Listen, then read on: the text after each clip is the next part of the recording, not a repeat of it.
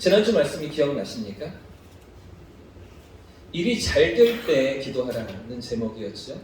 인기의 절정에서 기도하시는 예수님이셨습니다. 수많은 사람들이 예수님께 몰려오고 환호하고 열광하고 있었을 때 아마도 낮 시간이었던 것 같은데 그 시간에 예수님은 그 무리를 물리치시고 기도하기 위하여 하나님 앞으로 나아가시는 예수님이셨지요. 한적한 곳으로 찾아나가시는 예수님, 광야에서 기도하시던 예수님의 모습을 우리가 지난주 누가복음 5장에서 확인해 보았습니다. 자, 그런데 오늘 본문의 예수님은 지난주와 전혀 다른 상황 가운데 기도하시는 예수님이십니다. 오늘의 제목은 어려울 때 더욱 기도하라는 제목인데요. 지난주에 일이 잘 될 때 인기의 절정에서 기도하시는 예수님이셨다면 오늘 본문의 예수님은 상황이 어렵고 문제를 경험하고 위기를 만날 때 그 자리에서 기도하시는 예수님이시죠. 오늘 본문에 사실은 예수님은 12 제자를 택하기 위해서 기도하시는 자리로 나아가고 계십니다. 기도하신 후에 12 제자를 택하시는 예수님의 기도인데요. 사실은 이렇게까지 기도로 나아가시고 12 제자를 선택하시는 과정 가운데 어떤 예수님의 위기가 있었는가, 예수님 상황 가운데 어떤 문제가 있었는가, 이것을 살펴보는 것이 오늘 말씀의 핵심입니다. 자, 그런데 같은 사건을 기록하는 공간복음이잖아요. 마태, 마가, 누가복음이 세 개의 복음서가 같은 관점에서 기록한 공간복음이라고 합니다. 근데 같은 사건을 마태도 누가도 기록했거든요. 근데 예수님이 제자들을 선택하시는 이 사건을 마태는 어떻게 기록하고 있는지, 마가는 또 어떻게 기록하고 있는지, 그에 반해서 오늘 누가는 어떻게 이 사건을 또다시 우리에게 전달하고 있는지 같이 살펴봤으면 좋겠습니다. 먼저 마태복음과 마가복음의 같은 부분을 찾아봤으면 좋겠는데요. 오늘 본문을 잘 잡아놓으시고요. 오늘 기준은 누가복음 6장이니까요. 잘 표시해놓으시고 마태복음 10장 말씀으로 찾아가 보겠습니다. 조금 앞으로 넘기셔서 마태복음 10장 1장 말씀에 보시면 마태가 기록하는 예수님의 제자들을 부르시는 장면이 기록되어 있죠. 마태복음 10장 1절 말씀 같이 한번 읽어봤으면 좋겠습니다. 10장 1절입니다. 시작. 예수께서 그의 12 제자를 부르사 더러운 귀신을 쫓아내며 모든 병과 모든 약한 것을 고치시는 권능을 주시니라. 할렐루야. 예수님께서 12 제자를 부르시는 장면인데요. 마태는 아주 쉽게, 아주 평이하게 예수님께서 제자를 부르셨던 것처럼 기록하고 있습니다. 마가복음도 조금 다르지가 않죠. 아주 비슷하게 이 사건을 기록하고 있는데 마가복음도 살펴보겠습니다. 마가복음 3장 말씀인데요. 마가복음 3장 13절과 14절 말씀을 한번 살펴보겠습니다. 자, 마태복음에 이어서 마가복음 3장 13절 14절 같이 읽어보겠습니다. 시작. 또 산에 오르사 자기가 원하는 자들을 부르시니 나온지라. 이에 12를 세우셨으니 이는 자기와 함께 있게 하시고 또 보내사. 자, 마가의 기록도 마태와 비슷합니다. 그저 예수님께서 원하는 자들을 고르시고 자기 제자로 부르셨다, 이렇게 기록하고 있는 것이죠. 12명의 제자를 이렇게 선택하셨다, 이렇게 마태와 마가는 우리에게 보도하고 있는 것 같습니다. 자, 그런데 방금 읽었던 누가복음으로 돌아보겠습니다. 누가복음 6장 말씀에 누가는 이 사건을 어떻게 기록하고 있습니까? 자, 12절과 13절 말씀, 방금 읽었던 말씀인데요. 같이 한번 더 읽겠습니다. 누가복음 6장 12절 13절 시작. 이때 예수께서 기도하러 산으로 가사 밤이 새도록 하나님께 기도하시고 밝음에 그 제자들을 부르사 그 중에서 12를 택하여. 할렐루야. 자, 마태복음, 마가복음에는 예수님께서 제자를 택하시기 위해서 기도하셨다는 대목이 있습니까, 없습니까? 예수님께서 밤이 새도록 기도하셨다는 대목이 있습니까, 없습니까? 마태의 기록에는 없죠. 마가의 기록에도 없습니다. 그런데 누가의 복음 속에서만, 누가가 기록한 복음에서만 예수님께서 기도하시고 제자를 부르셨으며 그 기도는 밤이 새도록 기도하신 그런 상황이었다라고 우리에게 보도하고 있는 것이죠. 누가 그 기록 속에서, 누가가 기록한 예수 기록 속에서 예수님께서 밤이 새도록 기도하셨고, 그리고 그 다음 날이 되어서야 밝음에 제자들을 부르사, 그 다음 날이 되어서야 제자들을 부르셨다는 것을 우리가 보게 되는 것이죠. 오늘 우리는 누가가 보여주는 이 예수님의 기도하는 모습에서 세 가지 사실을 주목하기를 원합니다. 먼저는 예수님께서 기도하러 올라가신 배경을 우리가 함께 살펴봐야 하고요. 어떤 상황 가운데 예수님께서 기도하셨는지, 그리고 예수님께서 기도하셨던 그 시간, 얼마나 기도하셨는가, 시간을 확인해 보기 원하고요. 마지막으로 기도하신 내용이 무엇이었는지, 예수님의 어떤 기도의 내용이었는가를 함께 살펴보기를 원합니다. 오늘 이 시간 이 말씀 속에서 우리에게 다가오시는 주님의 음성을 경험할 수 있기를 축복합니다. 먼저 살펴볼 내용은 예수님께서 기도하러 올라가신 배경입니다. 어떤 상황 가운데 예수님이 기도하러 올라가셨는가? 12절 말씀 한 번 더 읽어보겠습니다. 12절입니다. 시작. 이때 예수께서 밤이 새도록 하나님께 기도하셨다. 자, 12절 말씀이 어떻게 시작하고 있습니까? 이때이죠. 이때가 어떤 때일까요? 누가가 기록하는 12절의 이때는 어떤 때입니까? 문맥을 봐야 하죠. 앞에 어떤 상황이 펼쳐지고 이어지고 있는지 6장의 1절부터 11절까지의 문맥을 우리가 확인해 봐야 합니다. 자, 6장 1절부터의 상황을 보시면 지금 서기관과 바리새인들이 예수님을 없애야겠다, 제거해야겠다, 이런 모의를 하고 있는 상황입니다. 예수님께서 계속해서 종교 지도자들과 충돌하시고 있는 상황인데요. 이미 예수님은 2번이나 안식일에 병든 사람을 고치셨습니다. 안식일에 해서는 안 될 일을 하셨던 예수님이시죠. 뿐만 아니라 회당에서, 그 말씀을 가르치는 회당에서 사람을 치료하실 뿐 아니라 안식일을 준수하는 전통을 무시하고 계셨습니다. 바리새인들이 보기에는 신성을 모독하고 있는 것이죠. 하나님의 그 율법 앞에서 안식일을 완전히 범하고 부정하게 만들고 해서는 안 되는 일을 하고 있는 그런 랍비라고 사람들은 생각하고 있는 것입니다. 그런 예수님 때문에 종교 지도자들이 골머리를 앓고 있었는데요. 자, 그런데 5장 말씀 조금 앞으로 넘어가서 누가복음 5장 말씀을 보시면 더 심각한 문제가 있었습니다. 예수님께서 들것에 실려 나온 중풍병자를 고치시는데 그냥 네 병이 나을지어다 이렇게 선포하시고 그 사람을 일으키시고 낫게 하시면 되는데 예수님께서 의도적으로 하신 일이 있습니다. 너의 죄 사함을 받았느니라 공개적으로 선언하시는 것이죠. 이건 하나님만 하실 수 있는 일이죠.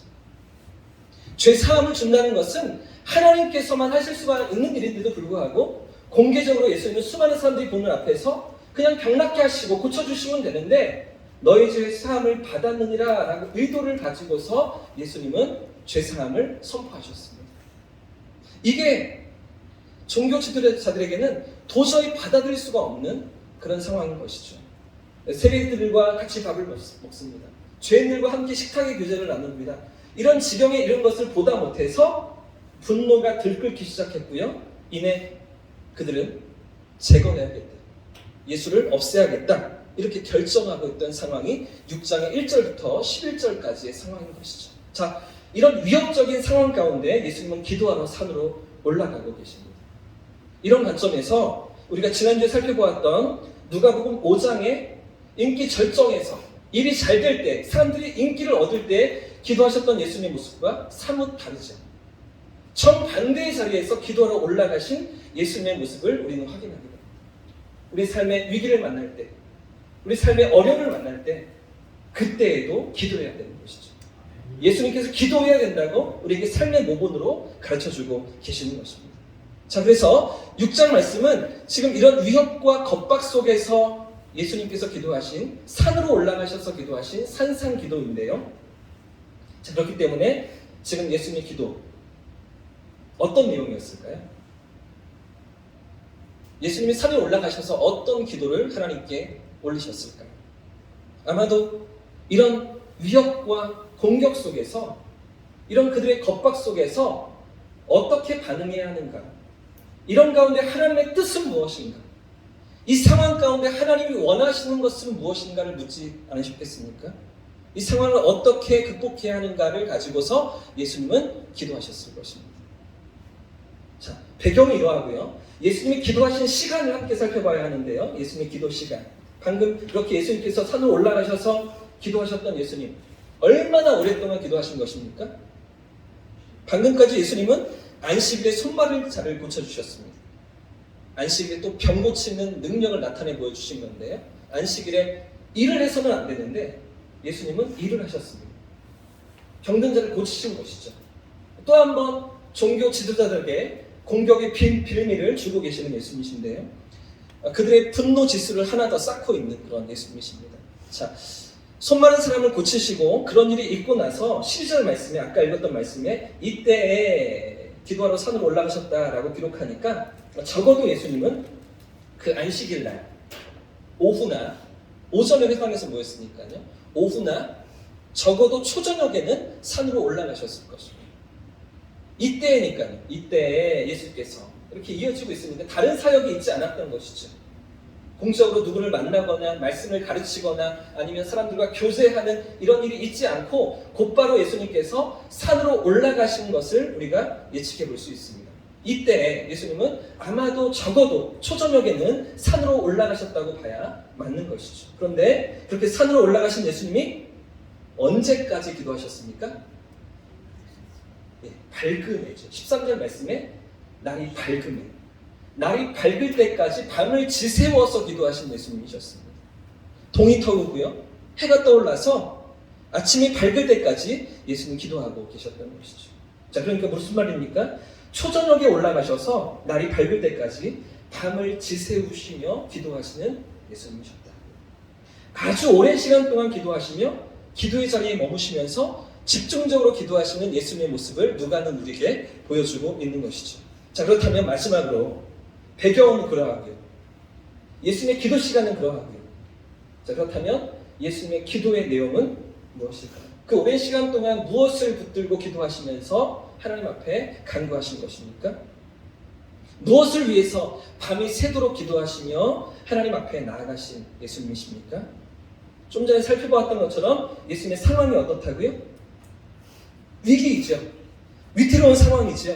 지금 자신을 잡아 죽이려고 하는 서기관들 바리새인들이 그런 계획을 꾸미고 있었죠. 이런 위기 속에 계신 예수님이셨습니다. 아마 이 문제를 놓고서 기도를 시작하시며 하나님의 뜻을 물으셨을 것입니다. 그런데 이내 예수님의 기도가 바뀌기 시작합니다. 예수님의 기도의 내용이 변화되기 시작합니다. 처음 시작했던 기도의 내용과 달리 조금 다른 내용으로 예수님의 기도가 나아가고 계신 것을 우리가 확인할 수 있는 것이죠. 어디서 볼 수 있을까요? 그것을 어디서 확인할 수가 있는 것입니까? 13절 말씀입니다. 13절. 자, 13절 말씀 다시 한 번 더 읽겠습니다. 13절 시작.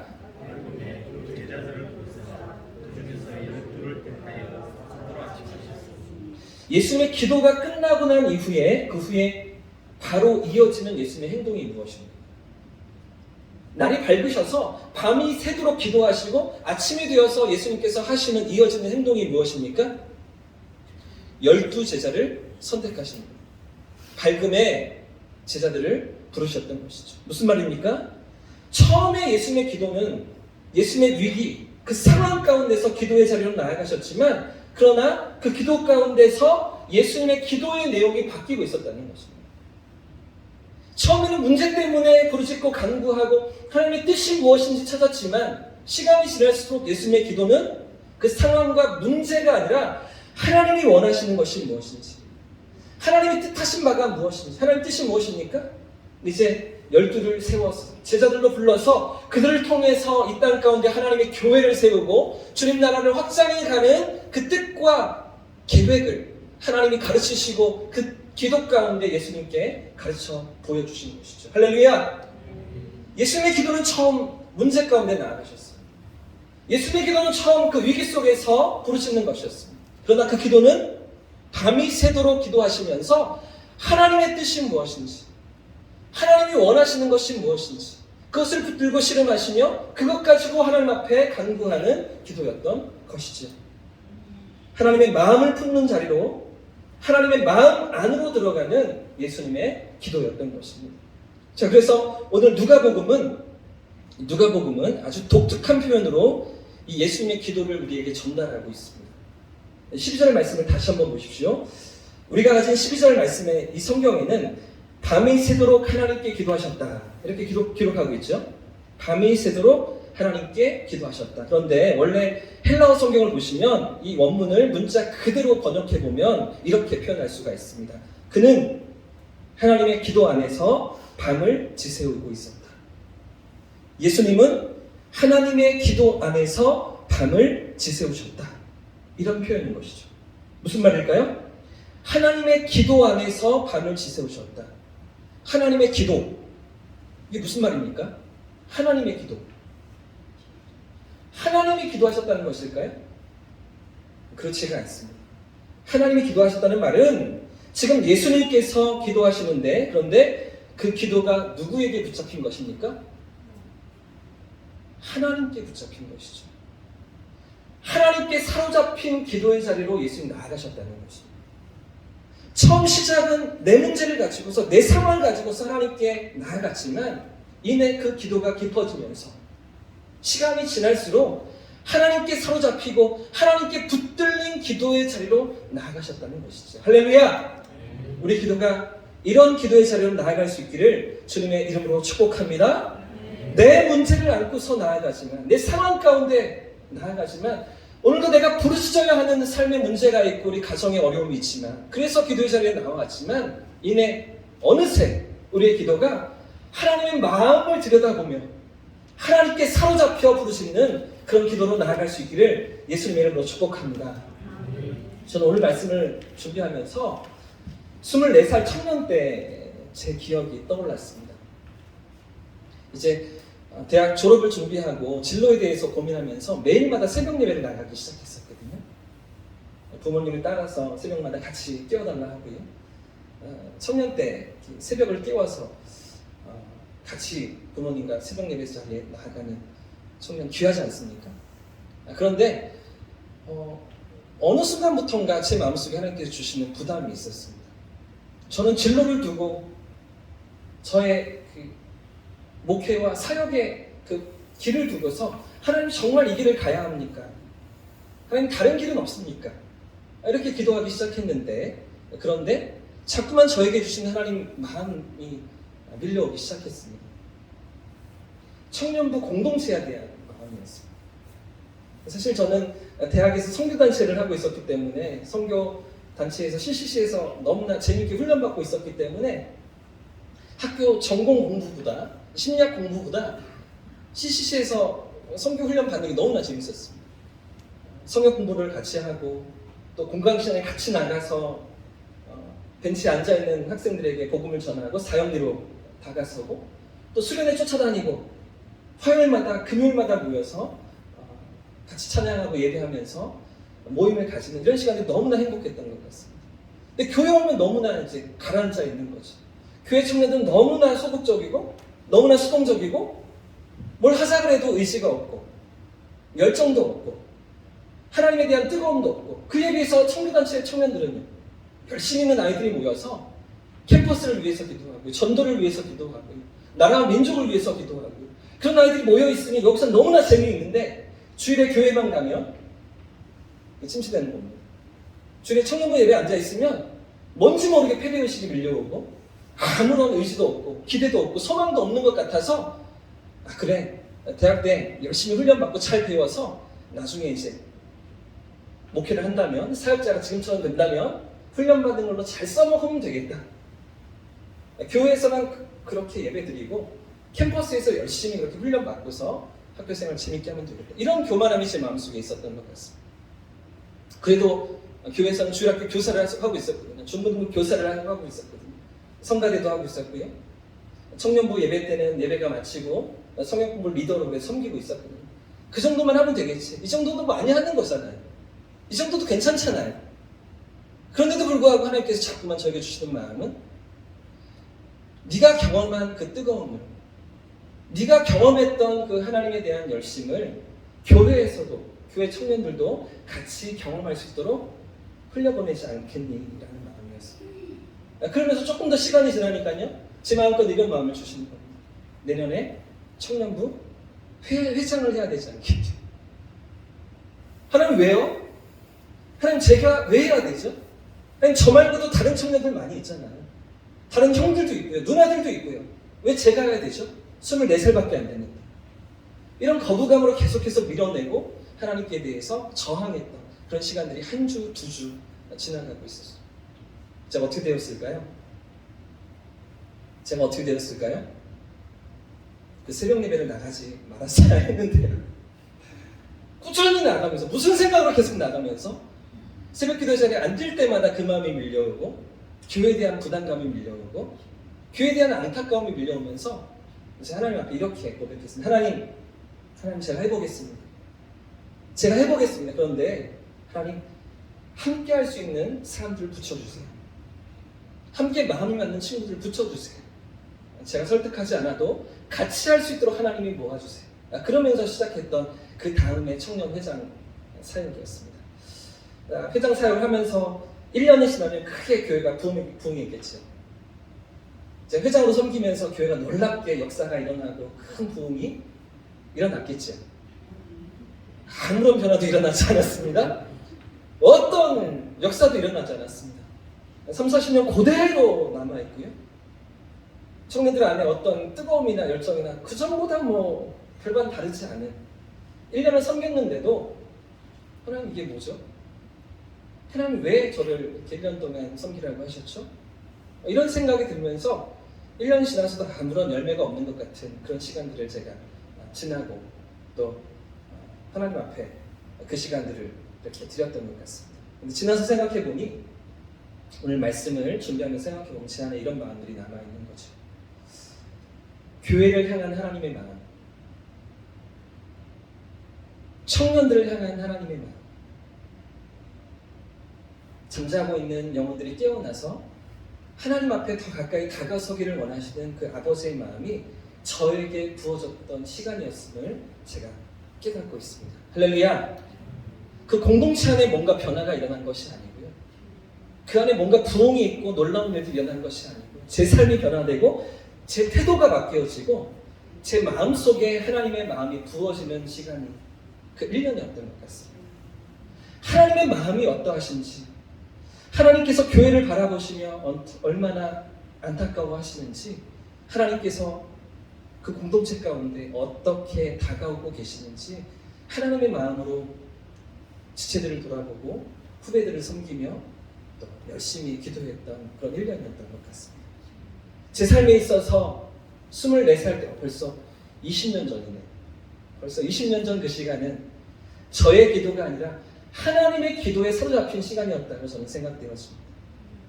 제 진로와 제 목회와 제 방향과 제 젊음을 어떻게 드려야 되는지 저의 상황 속에서 저의 문제를 안고서 하나님 앞에 엎드렸는데 하나님께서 부어주시고 하나님께서 찾아오시고 하나님께서 제 삶에 경험케 하시는 하나님의 마음을 깨닫는 그런 시간이 바로 하나님의 기도였던 것이죠.